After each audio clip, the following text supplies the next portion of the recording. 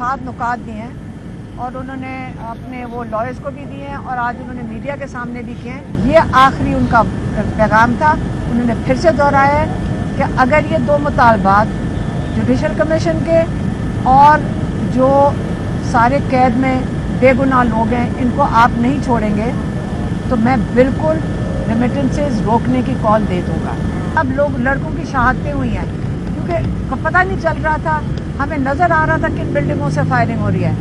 ہم اس کے اوپر کہتے ہیں نا آئی وٹنس تھے, ہم وہاں پہ ہم نے دیکھا یہ ہوتے ہوئے.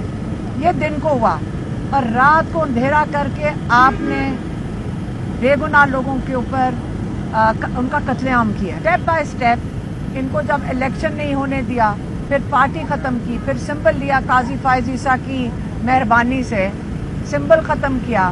پھر جب انہوں نے سوچا کہ لوگوں کو بھی اٹھا لیا, ظلم بھی کر دیا, 9 مئی کے اوپر 10 بلڈنگیں جلائی انہوں نے کہا, تو 10,000 لوگ کیسے اندر کر دیے؟ 10,000 لوگوں نے تو 10 بلڈنگیں نہیں جلائی تھیں. سارا مقصد پی ٹی آئی کو کرش کرنا تھا. آج عمران خان کا پیغام ہی لے کر آئے ہیں. آج انہوں نے بات شروع کی کہ ڈان کے آرٹیکل کے ماہرین ہیں, انہوں نے ڈان میں انہوں نے دکھایا کہ میں نے آج ڈان میں پڑھا ہے, کل کے ڈان میں, کہ بڑا اچھا آرٹیکل لکھا ہوا ہے جس نے بہت اچھی طرح اس میں سمجھایا ہے کہ پاکستان میں جب سے حکومت گرائی گئی ہے پی ٹی آئی کی, کتنے اربوں ڈالر کا معیشت کو نقصان ہو چکا ہے. جب آپ حکومت گرانے کے بعد جو کچھ یہاں پاکستان میں ہوا ہے, آپ نے کئی لاکھوں لوگ آپ نے دھکیل دیے ہیں. اور ہم سب کو پتہ ہے, یہاں لوگوں کو, پاکستانیوں کو پتہ ہے کہ کتنی مشکلات, معاشی مشکلات لوگوں کو جس کا سامنا کرنا پڑا ہے. اور آج جب عمران خان نے تھوڑے دن پہلے جب کہتے ہیں کہ ہمیں دیوار کے ساتھ دھکیل دیا گیا ہے, اور جب ہم نے کہا کہ آپ اوورسیز پاکستانیوں کو جو کہ خود خوشی سے تیار ہیں کہ ہم اپنی ریمیٹنسز نہیں بھیجیں گے, تو آج آپ کہہ رہے ہیں کہ ریمیٹنسز اگر نہ آئیں تو ملک کی معیشت کو بہت نقصان ہوگا. اب یہ ذرا بات غور سے سنیں, خود آپ نے ڈبو دی, یہاں سے ڈالر لے کر آپ اپنے باہر چلے جاتے ہیں, اور جس کے اوپر آپ اپنا جس کو سہارا لے کر چل رہے ہیں وہ غریب مزدور ہیں, جن کی آپ کو جو یہاں سے باہر جا کے محنت کش لوگ جو پیسے کماتے ہیں اور اپنے پاکستان میں وہ ڈالر بھیجتے ہیں. آج پتہ چل رہا ہے کہ آپ اسی ڈالر کے اوپر ہی اس ملک کو چلا رہے ہیں.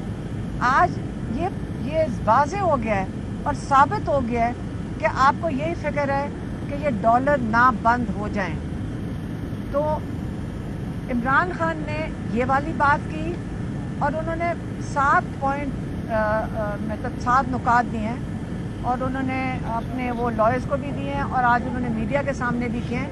لیکن میں وہ آپ کو 7 نکات دینے کی بجائے میں آپ کو صرف اتنا بتاؤں گی کہ انہوں نے کیا بات کی ہے کہ 2.5 سال میں پی ٹی آئی کی حکومت گرانے کے بعد کیا ایجنڈا تھا. ایک ہی ایجنڈا تھا ان کا. ایجنڈا یہ تھا کہ پی ٹی آئی کو مکمل طور پہ لنڈن پلان کے مطابق پی ٹی آئی کو کرش کر دیں, اور اس کرش کرنے کے لیے سارے پاکستانیوں کو پتہ ہے.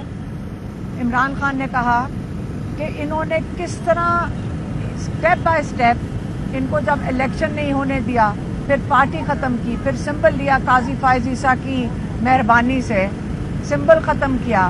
پھر جب انہوں نے سوچا کہ لوگوں کو بھی اٹھا لیا, ظلم بھی کر دیا, 9 مئی کے اوپر 10 بلڈنگیں جلائی انہوں نے کہا, تو 10,000 لوگ کیسے اندر کر دیے؟ 10,000 لوگوں نے تو 10 بلڈنگیں نہیں جلائی تھیں. سارا مقصد پی ٹی آئی کو کرش کرنا تھا. اور اس کے بعد جب انہوں نے سوچا, تسلی کر لی کہ ہم نے پی ٹی آئی کو ختم کر دیا ہے اور نہ اب لوگوں کو مذاق بنا دیا سمبلز دے دے کے ہر قسم کے.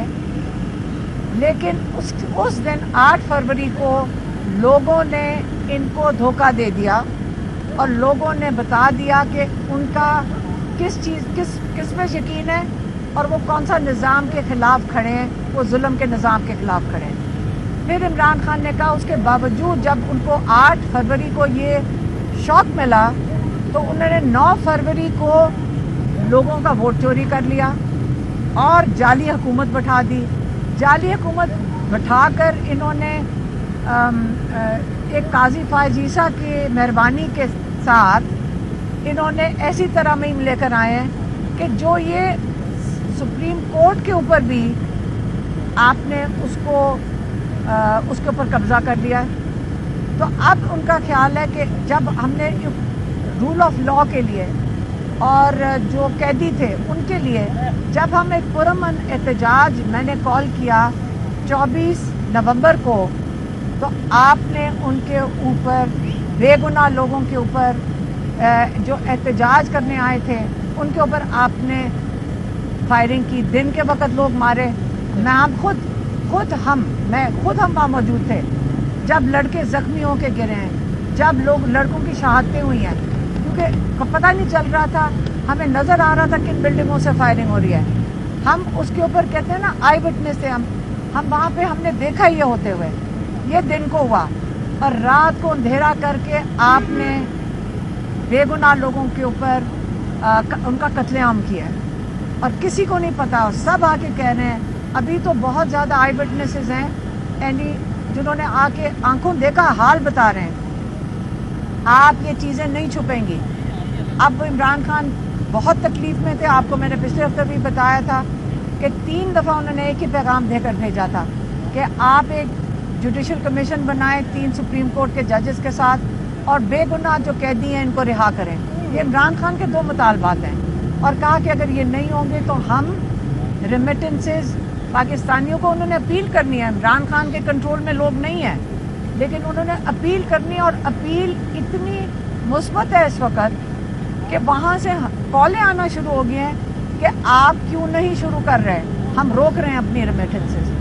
तो उनके पार्टी वालों ने कहा कि मईशत को बहुत ज़्यादा असर होगा इसके ऊपर, तो आप थोड़े दिन रुक जाएं। तो इमरान खान ने ये कहा है कि ठीक है, मुझे मुल्क की फिर भी फिक्र है, मैं थोड़े दिन इंतज़ार कर लेता हूँ, ये 2 मुतालबात पूरे कर दें हुकूमत। यही कहकर उन्होंने अपने पार्टी वालों को भेजा है, हुकूमत की तरफ ही भेजा होगा क्योंकि हुकूमत ही ये कह रही हो कि ना करें, तो हुकूमत की तरफ भेजा है 2 मुतालबात ये पूरे कर लें।